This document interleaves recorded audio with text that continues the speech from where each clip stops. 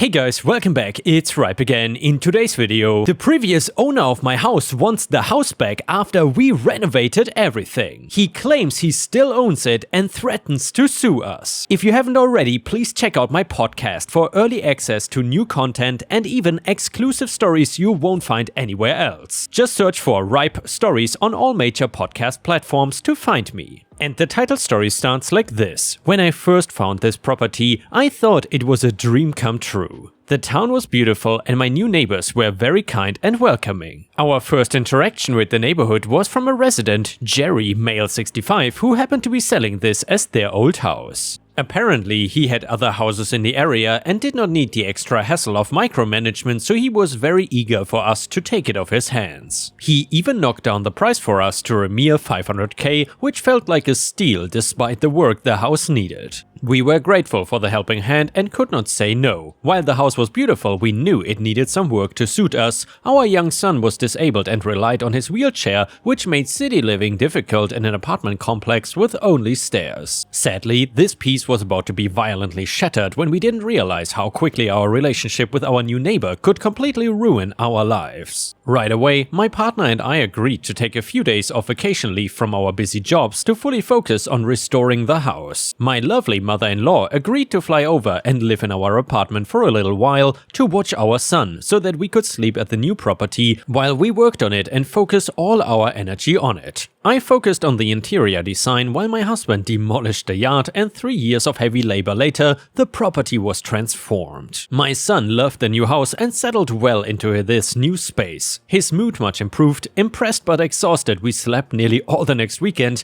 while we still sorted out small matters like change of address. Still elated with what we had accomplished, I was surprised when my husband suggested we got it revalued on the market. Not that we planned to sell, but we were curious about its new worth. So then, one quiet Tuesday afternoon, the solicitor visited alongside with Jerry, who we invited to show off the changes. Both men were stunned. At the end of the tour, the solicitor suggested its value had tripled since purchase, leaving us awestruck and in mild shock. Our enthusiasm was then dampened when we were struck with a heap of bad news. First, I lost my job due to the company cutting costs, and then my husband was told his elderly father had been hit by a car and was in the hospital. When it rains, it sure does pour. While it was a hard decision to reach, I took my husband's feeling into consideration. As we agreed to, we had to move and selling the house we had worked so hard on and loved these last few years. A few days later, we had queues of prospective buyers to show around the house, and without a job, I now had all the free time to handle it while my husband straightened out his resignation. While I was handling the last visit of the day, I heard a persistent loud knocking at the front door that felt like a battering ram trying to break it open. Excusing myself to answer it, I expected a courier or more visitors, but instead Jerry stood at my doorway red as a tomato. Walking past me, he searched from room to room without explanation while I followed close behind, calling out to him. He stopped when he found the buyers and immediately flipped, scaring them off the property and telling them to get out of his house. As they left, he regained some composure, though I had completely lost mine at this point. He was angry that we had not contacted him first before putting the house up for sale, as he still regarded it as his and we were just borrowing it with his permission. I stressed my argument, but he waved off any facts I threw at him, citing the same stubborn entitled BS. Finally, he agreed that if we wanted to sell, he would happily buy it back, though could only muster around $125K in total. A quarter of what we had originally paid him. He smiled and waited expectantly. I don't know how dumb or desperate he thought I was, but I flatly refused his offer by reminding him of the renewed house value. He stormed out, and shortly after that, I sat in silence until my husband returned later. We did not hear much from Jerry after that, though I knew he would be back someday soon to try his luck again, or at least scare away more buyers. The next weekend, my husband went out grocery shopping while my son and I gave a tour for a very nice young couple who loved the house, and they reminded me a lot of how I was when we first bought this place, so without hesitation, I dropped the price a little bit to help ease the buyers' concerns. Jerry must have been glued to the window or eavesdropping at the door. Just as we were ready to shake on a deal, I heard the knocking again. Before I could react, my son had already made his way over to answer it as I continued to chat to the couple. Hearing a furious old man push his way into the house moments later. Stepping between Jerry and the young couple, I took the brunt of his verbal assault, spitting the same nonsense on ownership as he had done before. When we felt like we had given him enough of our time, I asked him to leave, and when he ignored me, my son went to grab his shoulder, which Jerry violently reacted to, pushing the wheelchair over. In his defense, I also went to grab Jerry, but was met by the backswing of his arm, which took me to my knees as my vision grew fuzzy.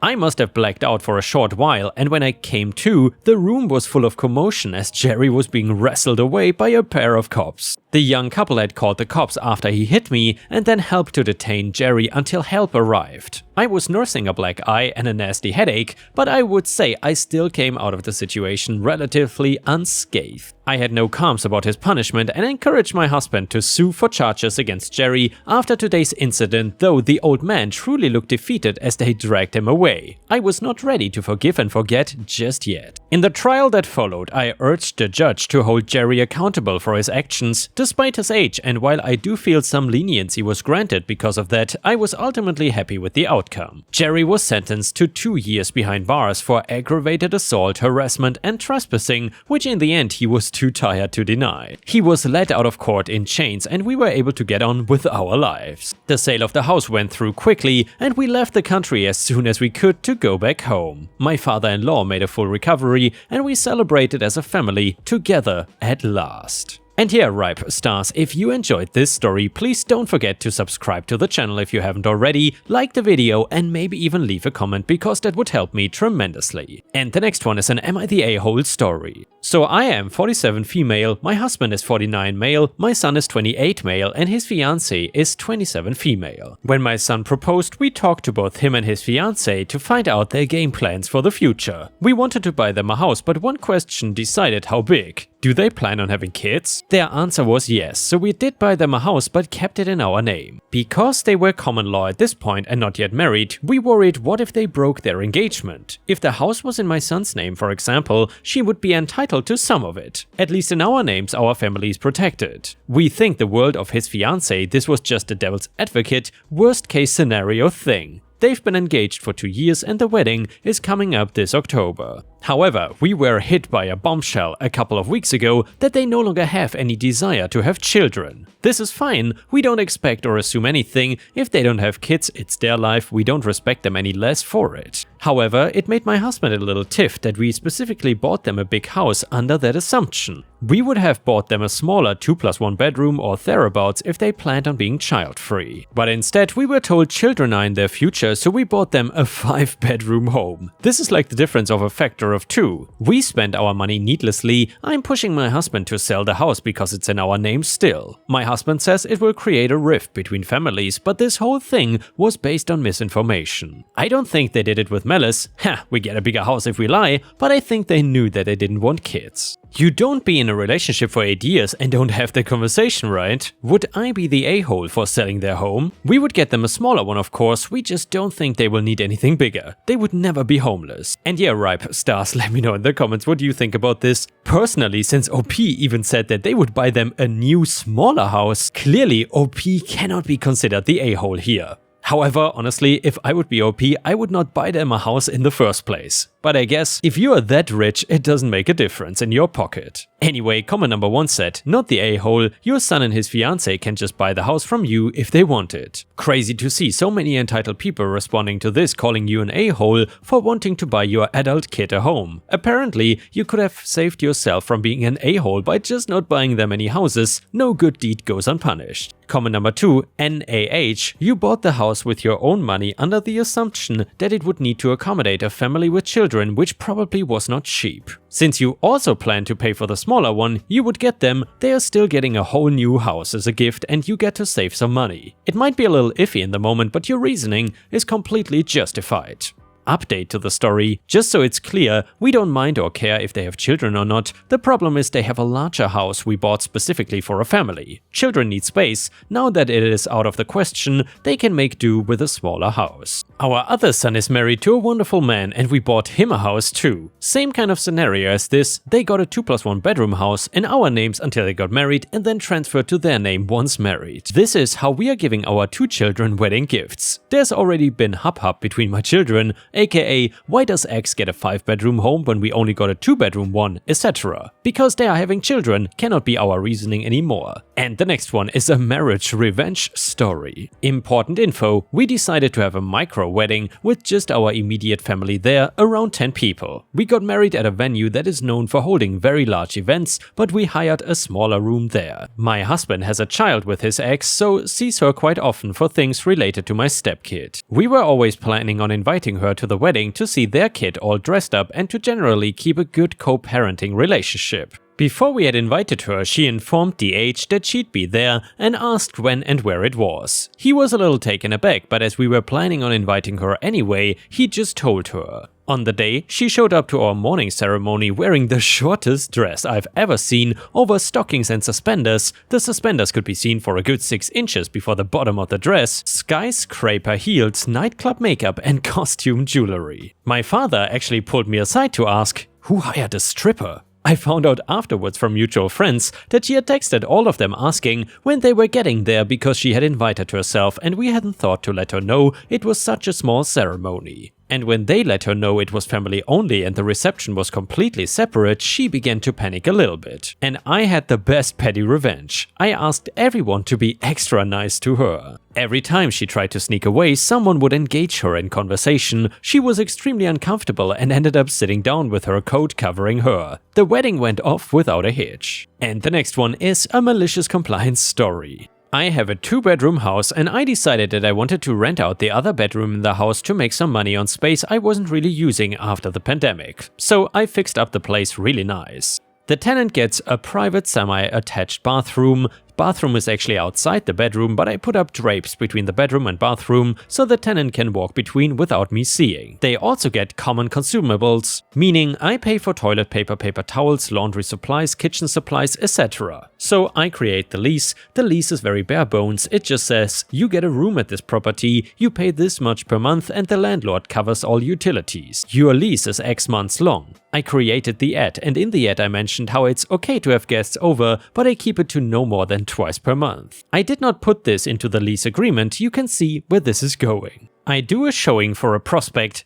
I tell him the guest policy and he seems just fine with it. I do the rest of the showing and all seems good. He signs the lease agreement and moves in. So now the problem. The first month is great, anyone can fool someone for a month. But eventually you return to bad habits. His bad habit was women. He would have women over 4 to 5 nights per week. I didn't appreciate this. I pulled him aside to tell him, hey, you're having a lot of girls over. You need to reduce how many girls over, or if you're willing to pay a bit extra for having all these girls over, I won't say a thing. He initially agrees with it. The next day he calls me down and asks to speak with me at the dining room table. It's T and his girl du jour, G. T begins arguing, how can you ask for more money when that's not in the lease agreement? You cannot ask for that. I told him the guest policy was in the ad and that we spoke about it when he came here. He said, yeah, but you cannot ask for that. If it's not in the lease agreement, you cannot do that. The guest policy is not in the lease agreement either, so I pay rent. I can have over whoever I want. G piped in. You just need to take the L on this one and write better lease agreements. I replied to G, you're not on the lease agreement, so I don't give a crap about what you think about it. I turned to T, it was in the ad. We also talked about it when you came here. You knew about this. T replied, whoa man, calm down. It's just 6 months, man. That's my lease term. I will be out of your hair in 6 months. I replied, why can't you stay at her place? G said, that's none of your business. Shut up, G. I don't care what you think. You want a problem, T? You got one. This is not cool and you know it. Why does she have to be here 5 nights a week? She practically lives here. I signed a lease with you, T, not with her. Why is she here? He shrugged. Cannot help it. Not in the lease agreement, man. That's what lease agreements are for.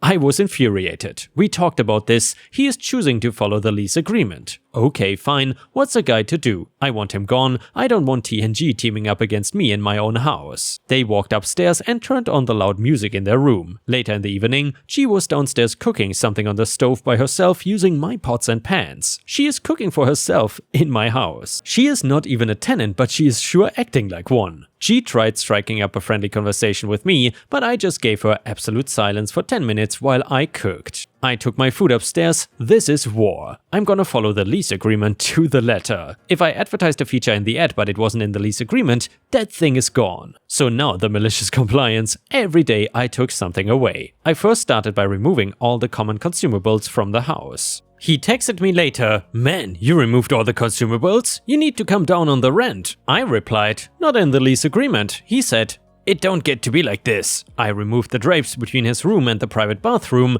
I took away the chairs for the dining room table. I then shut off the clothes washer and dryer. Circuit breakers were in my room and left taped up the location of a local laundromat. I also became an absolutely filthy roommate. I did not clean anything. I left bags of garbage wherever I felt like. I never cleaned the kitchen and left the sink full of dishes. "Please man, can you clean up?" No. I had maid service. Cancelled that. I informed him of the change. "Can you come down on the rent, man?" Not in the lease agreement. "You agreed to a rental price." Come on. I turned off the breaker to the stove and left out a wall outlet single pot electric plate for him to use. I turned off the microwave too, not in the lease agreement either. I actually started feeling bad for him. G started coming around less and less as I made the living situation worse and worse. Finally, he texted me, "Do you want me to move out?" I replied, "Yes, when are you leaving my house?" He said, "End of the month. You will let me break the lease?" I replied, "Of course." He left at the end of the month and I had my house back. I made for sure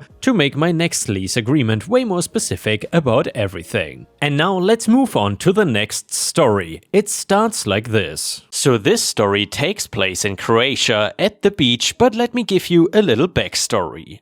I don't live far away from this beach I am telling you about, and neither does the entitled family that was with me on the beach. The entitled Karen family is how the whole neighborhood calls them. They are those types of neighbors who scream outside at midnight, but they come to your door if you listen to music outside midday. They also always complain about the pets in the neighborhood, and I'm pretty sure at one point I've witnessed them trying to feed a neighbor dog some kind of strange mystery meat.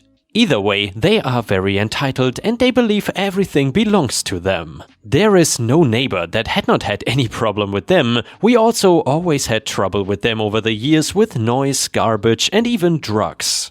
Police were called many times over the years. The last thing we fought over before the beach incident was my car. Apparently my car is too noisy, which is not true. Police were called again and they assured me that I did nothing wrong. It was just Karen being a Karen. Now, back at the beach incident where we had our last fight, and when I say last I really meant it, because I think I am moving out. I know it sounds extreme, moving out because of a neighbor, but I am tired and I am done with them. The beach is approximately 10 kilometers away from my house, so I go there pretty often. It was Sunday and it was chilly outside, so I decided to go to the beach. When I got there, I saw the Karen family's camper. I did not say a thing and I just found a spot far enough from theirs. I was just staying in the shadow of a tree, breathing the cold air and looking at the sea. I only got to enjoy this for a few minutes because I saw Karen coming towards me. "You have to leave, you are trespassing," she said. "Why? No, I'm not leaving, I'm not trespassing," I replied angrily. "This is a private property and we are not allowing you to stay here," she screamed back. "That's trespassing," she added. "This is a public property, Karen, a public beach that everyone can enjoy." "I'm not leaving, end of the discussion," I said, laying back on my towel. "What about all the other people out here?" I asked. "I will kick them out too," she replied. I see her leave, so I relax and close my eyes. No one around could fully relax because of them. They were screaming and laughing loudly. I tried to just ignore them and enjoy the sea breeze. As I was laying down, I saw a shadow covering my eyes, so I opened them. Karen was above me with a beer in her hand and she poured the beer all over me and left laughing. I ran after her and grabbed the beer bottle out of her hand. "You know I could smash your head with this bottle, right?" I asked angrily with no real intention of hitting her. And I gotta say, Ripe Stars OP has quite the temperament himself. Anyway, stop playing with me, I added more calmly this time. Hitting me on my private property? I don't think so, she replied. And now I kind of wanted to hit her. One more time, this is not your property, I said. I threw the bottle in a trash bin and went back to my little spot. I could see that they were making a plan, thinking of what to come at me with next time. They kept looking at me, talking and laughing. When they finally decided, Karen came with a baseball bat. I get up and wait for her to come closer. If you don't leave our property, I will hit you with this baseball bat, she said. This is not your property, Karen. What is wrong with you? This here is a beach, our beach. It's yours exactly how much it is mine, I replied. Hit me if you dare, I added. I'm calling the police, she said. Please do, I replied. She called 112, 911 for all my American friends and told them that there was a man on their private property that did not want to leave, gave them an address and ended the phone call. They are coming in a second. Stay here, she told me. The police came and Karen went and told them that she was the one who called and pointed at me, calling me the problem. What seems to be the problem here, sir? Asked the police officer. Here's the problem, shouted Karen. I just came to the beach minding my own business when she came and told me that I am on her private property. I'm sorry if I'm wrong, but I knew that this beach is public, I said. It is public indeed, sir, said the police officer. Ma'am, you cannot make him leave and you cannot call the police every time you don't like something, he added. Please stop harassing this man, added the policeman before getting into his car. The police left, but Karen and her family kept going. They kept telling me that the beach is theirs and they can make everybody leave if they want to. I didn't want to argue with them as it was useless, but I wanted to take revenge. I noticed that their huge camper was parked on a handicapped parking spot, so I called someone to come and tow it. They probably figured it out that I was the one who called, but I did not really care. It is my property. I can park my car wherever I want. Karen was screaming at the man towing their camper. This is a public beach, ma'am. Someone reported that your camper is parked on the handicapped parking spot, and they were right. We are going to tow it and you can come tomorrow and get it back after you pay your fine, said the man from the tow company. After their car was towed, they had to walk home and I drove home right past them. I decided not to move out yet. Maybe I can take some more innocent revenge on them. The next day they paid the fine and got their camper back, and they have been quiet since. And yeah, Ripe Stars, I'm wondering what is next. Maybe someone claims that they own a public park or something. And with this, we have reached the end of the video. However, if you cannot get enough of my content, please check out my endless playlist, where you can find thousands of hours of content. In addition, please don't forget to subscribe to my channel to not miss any of my daily uploads. Thank you so much in advance, and I hope to see you again tomorrow.